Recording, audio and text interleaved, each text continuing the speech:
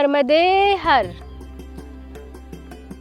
अलक्ष लक्ष लक्ष पाप लक्ष्य सार सायुधम ततस्तु जीव जंतु तंतु भुक्ति मुक्ति दायकम। आदि श्री शंकराचार्य जी ने नर्मदाष्टकम में ये श्लोक की रचना की है। इस श्लोक के अनुसार नर्मदा नदी के दर्शन मात्र से पाप की मुक्ति होती है और मोक्ष की प्राप्ति होती है। हमने हमारे बड़े बुजुर्गों के मुंह से भी ये सुना है कि गंगा नदी के स्नान से, यमुना नदी के आचमन से और नर्मदा नदी के केवल दर्शन मात्र से मोक्ष की प्राप्ति होती है। वैसे तो संपूर्ण नर्मदा परिक्रमा करीब 3500 किलोमीटर में होती है, पर यही परिक्रमा, नर्मदा की परिक्रमा 21 किलोमीटर में हो जाए तो, और 21 किलोमीटर की परिक्रमा में हमारे पाप का नाश हो और मोक्ष की प्राप्ति हो जाए तो आइए हम जानते हैं कि उत्तरवाहिनी नर्मदा परिक्रमा क्या है, उसका महत्व क्या है और कैसे शुरू होती है। शास्त्रों के अनुसार उत्तर दिशा मोक्षदायिनी होती है। नदी जब उत्तर दिशा में बहती है तब उसकी पवित्रता बढ़ जाती है। जैसे गंगोत्री से निकलने वाली गंगा काशी में उत्तर दिशा में बहती है, इसीलिए काशी में गंगा का महत्व अधिक है। इसी प्रकार गुजरात में रामपुरा से तिलकवाड़ा तक नर्मदा नदी का प्रवाह उत्तर दिशा में बहता है और भारत में सिर्फ एक ही नदी है जिसकी परिक्रमा होती है, वह है नर्मदा। धार्मिक एवं आध्यात्मिक दृष्टि से चैत महीना उत्तरवाहिनी नर्मदा परिक्रमा के लिए पवित्र माना जाता है। उत्तर में बहने के कारण यहाँ नर्मदा को उत्तरवाहिनी नर्मदा के नाम से जाना जाता है और इस क्षेत्र की परिक्रमा को उत्तरवाहिनी नर्मदा परिक्रमा कहा जाता है। ऐसा कहा जाता है कि नर्मदा की उत्तरवाहिनी परिक्रमा यदि 3 बार की जाए तो संपूर्ण नर्मदा परिक्रमा का फल प्राप्त होता है। तो आइए इस विषय में हम सावरिया जी महाराज से बात जानेंगे, जो नर्मदा पुत्र के नाम से भी प्रख्यात है। इस नर्मदा पुत्र को उत्तरवाहिनी नर्मदा परिक्रमा पुनः शुरू करवाने का श्रेय प्राप्त है।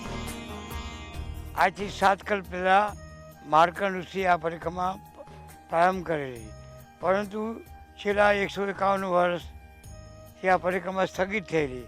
જ્યારે આ પરિક્રમા મહાનર્મદાજીના આદેશથી હું 8, 9 અને 10 3 સાલ મેં ત્યાંથી કેમ્પ રાખેલો। ત્યાંથી હું વહેલો સવારે 1 વાગે નીકળી જાઉં, કૂતરાઓ ભસતા હોય એની કોઈ પરવા કર્યા વગર હું આ ઘાટ પર પહોંચતો ને આ ઘાટથી હું પરિક્રમા લોકોને કરાવતો અને આમ કરતાં કરતાં વેગ મળ્યો તો રાજપૂત સમાજનો મોટો સહયોગ છે અને આ રીતે 2 અનક્ષેત્ર ચાલુ થઈ ગયા। નાસ્તા પાણી, બિસ્કિટ, કેળા, પોપૈયા, તરબૂચા બધું ચાલુ થયું। પછી મણિનાગેશ્વરના સાહેબ એકદમ જાગૃત થયા, જે સંત છે સાહેબ કહેવાય છે, એને આઈસ્ક્રીમ ચાલુ કરી અને આઈસ્ક્રીમ સાથે ચવાણું ચાલુ કર્યું। ત્યાર પછી તો લાખો ગોપનું સૈન્યમાં આવ્યું। એ બધી નર્મદાજીની કૃપા છે। हम एक दिन पहले ही रामपुरा के योगानंद आश्रम पहुंच गए थे। यहाँ परिक्रमा यात्रियों की तमाम सुविधाओं का ख्याल रखा जाता है। यात्रियों के लिए रहने, चाय, नाश्ते एवं भोजन की जिम्मेदारी इस आश्रम के सेवाभावी कार्यकरों ने सहर्ष स्वीकार की है। परिक्रमा यात्रियों का स्वागत मोहन थाल मिठाई के साथ किया जाता है। सुबह चाय बिस्किट के बाद यात्रियों को परिक्रमा के लिए प्रस्थान कराया जाता है। आश्रम का वातावरण शांत और मनमोहक है। चैत्र सुद एकम थी के चैत्र बाद अमास सुधी लोको एनी परिक्रमा करे छे। बड़ा दूर दूर से आवे छे। मारा आश्रम में तो मुंबई थी आवे छे, अमदावाद थी आवे, आखा गुजरातना बड़ा घणी जग्याओथी आवे छे। तेमां अमारो मारा आश्रमनो जे ट्रस्ट छे सूरतनुं छे, એટલે સુરતના મોટા ભાગના લોકો બધા અહીંયા આવે છે। ભરૂચથી, અંકલેશ્વરથી, પણ અમારા આશ્રમમાં બધા ભક્તો વધારે છે, તો એ લોકો બધા અહીંયાથી જ પરિક્રમા કરે છે।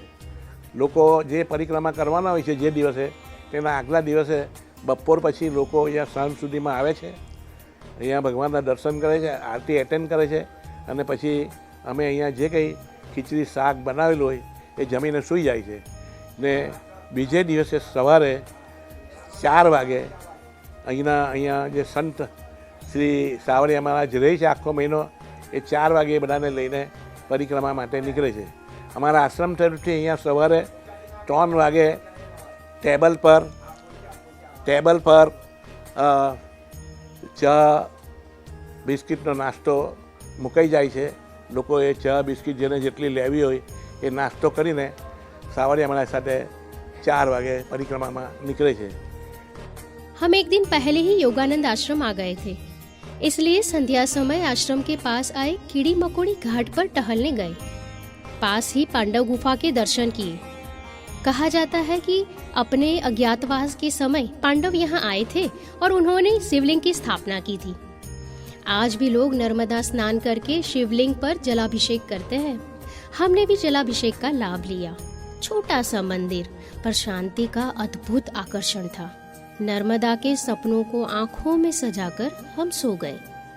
दूसरे दिन हमने सुबह सूर्योदय के पहले ही कीड़ी मकोड़ी घाट से नर्मदा दर्शन करके यात्रा शुरू कर ली. इस घाट पर पदयात्री नर्मदा स्नान करते हैं और मार्ग में स्थित रणछोड़राय जी मंदिर के दर्शन के बाद उत्तर वाहिनी नर्मदा परिक्रमा शुरू करते हैं.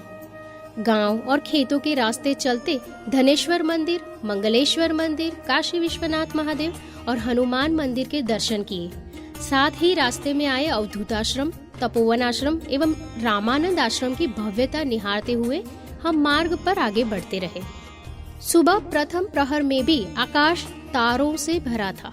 गीली मिट्टी की महक, गाय भैंस के मूत्र गोबर की सुवास, कड़वे नीम के फूलों की महक को सांसों में भरकर हम आगे बढ़ते रहे.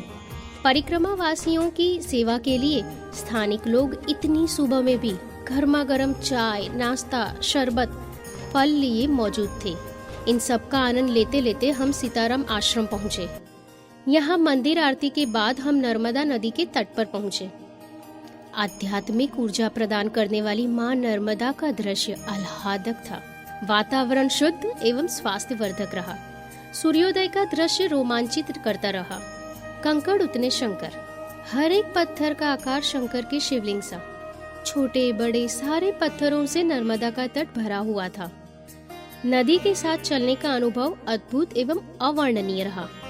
रामपुरा से तिलकवाड़ा तक दक्षिण तट की परिक्रमा के समय मां नर्मदा हमारे दाहिनी ओर बहती रही.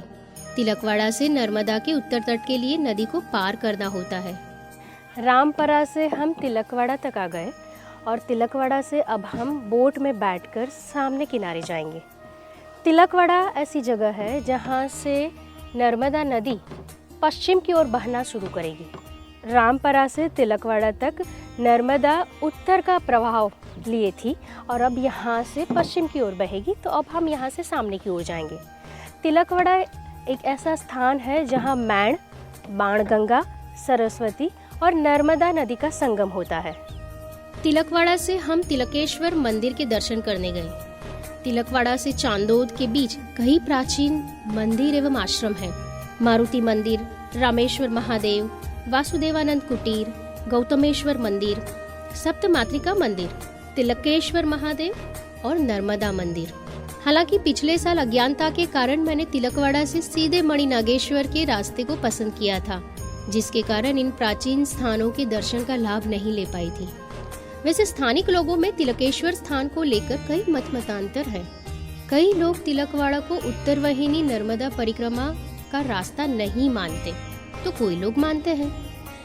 आइए इस विषय में नर्मदा मंदिर के चंद्रमौली स्वामी के विचार जानते हैं. तो स्कंद पुराण, वायु पुराण, नर्मदा पुराण और स्कंद पुराण का जो रेवा खंड है, जहाँ माँ नर्मदा का विशेष रूप से महात्म्य कहा गया है, उसके बारे में काशी में मैंने अध्ययन किया. तो उसमें मुझे पता चला कि तिलकवाड़ा एक साधारण जगह नहीं है. तो सबसे पहले हम तिलकवाड़ा की बात करेंगे तो शिवाजी के गुरु समर्थ स्वामी रामदास, जो 11 हनुमान जी की स्थापना उन्होंने मारुति की महाराष्ट्र की ओर की थी. उसके बाद यहाँ टेम्बे स्वामी ने चातुर्मास किया था वासुदेव कुटीर में. तो उससे पहले जब समर्थ रामदास स्वामी यहाँ आकर नर्मदा तट पर जब थे, तब उन्होंने यहाँ मारुति मंदिर की स्थापना की. और उसके बगल में रामेश्वर महादेव है. शास्त्र के मुताबिक जहाँ से नर्मदा जी टर्न लेती हैं वहीं से गिना जाएगा, लेकिन बहुत से लोग गलत तरीके से ये बातें फैला रही है. उसके बारे में हमें कुछ नहीं करना है. जो शास्त्रोक्त विधि से जो परिक्रमा उत्तरवाहिनी करना चाहते हैं, उनको ब्राह्मण फलिया का घाट से ही ऊपर आना होगा और ये सब तीर्थों का दर्शन करने के बाद आगे मणिनाग ने जहाँ तपश्चर्या की थी, वो मणिनागेश्वर तीर्थ में जाना होगा. अभी यहाँ पर ऐसा कहा जाता है कि ये जो चांदोद और तिलकवाड़ा के बीच जो प्राचीन तीर्थ आए हुए हैं, तब माँ नर्मदा जो पश्चिम वाहिनी यहाँ से फिर होकर चांदोद पहुँची है, तो वहाँ पर और इधर के बीच में जो 5 लोकपालों ने तपश्चर्या की, इसकी वजह से ये तीर्थ क्षेत्र विशेष रूप से दक्षिण गुजरात का प्रयाग गिना जाता है। तिलकवाड़ा के प्राचीन स्थान के दर्शन के बाद अब हमने गांव का रास्ता छोड़ दिया। हमारे आसपास सिर्फ खेत ही खेत है। केला, मक्का, जुवार, तिल, सरसों, कपास को खेतों में देखना अच्छा लग रहा है। अब सूरज सिर पर आ गया, पर हवा की ठंडी लहर सुकून दे जाती रही। मणिनागेश्वर और कपिलेश्वर महादेव के दर्शन किए। ऐसा माना जाता है कि यहाँ नाग ने तप किया था और उसके आंसुओं से महादेव प्रकट हुए, इसलिए मणिनागेश्वर मंदिर स्थापित हुआ। जबकि कपिलेश्वर यानी सांख्य दर्शन की रचना करने वाले कपिल मुनि का स्थान, पीपल वनफली के वृक्षों से घिरा मंदिर यात्रियों के आराम के लिए उत्तम स्थान है। अब खेतों को पीछे रखने के बाद नर्मदा की गोद में यात्रा का आनंद पुनः शुरू हुआ। रास्ते में आसपास के गांव के छोटे बच्चों के साथ बातें की, खूब मस्ती की। गांव वालों ने रास्ते में यात्रियों के लिए विश्राम के लिए मंडप लगाए थे। ठंडे पानी के मटके भी भरे गए थे। हमारा अगला पड़ाव रावजी भगत का सत्संग मंडप रहा। नर्मदा किनारे भजन के सुर के साथ रावजी भगत यात्रियों की थकान को कम करने का कार्य करते हैं। मधुर आवाज, मंत्रमुग्ध वातावरण और साथ में तरबूज के प्रसाद ने जैसे नर्मदा का वात्सल्य प्राप्त हुआ हो, ऐसी अनुभूति करवाई। रावजी भगत को अलविदा कहके हम लोग अब हमारे अंतिम पड़ाव के पास आ पहुंचे। रामपुरा से शुरू हुई यात्रा तिलकवाड़ा से होकर अब रैंगन गांव के नर्मदा तट पर आकर रुकी। संध्या, सुबह, दोपहर की नर्मदा के सानिध्य को अब अलविदा कहने का समय आ गया। आंखों में नमी के साथ नर्मदा मैया को वंदन किया। नाव में बैठकर सामने किनारे कीड़ी मकोड़ी घाट पर जाकर हमारी उत्तर वाहिनी नर्मदा पूरी कर ली। कहते हैं ना कि कोई भी परिक्रमा निरर्थक नहीं होती या कोई भी यात्रा निरर्थक नहीं होती। हालांकि ये बात भी सच है कि कोई भी यात्री होते हैं वह किसी लोभवश यात्रा नहीं करते, पर माँ नर्मदा अपने सारे पदयात्री बच्चों को पदयात्रा का फल कभी न कभी किसी न किसी रूप में देती ही है। नमामि देवी नर्मदे, नमामि देवी नर्मदे, त्वदीय पाद पंकजम, नमामि देवी नर्मदे।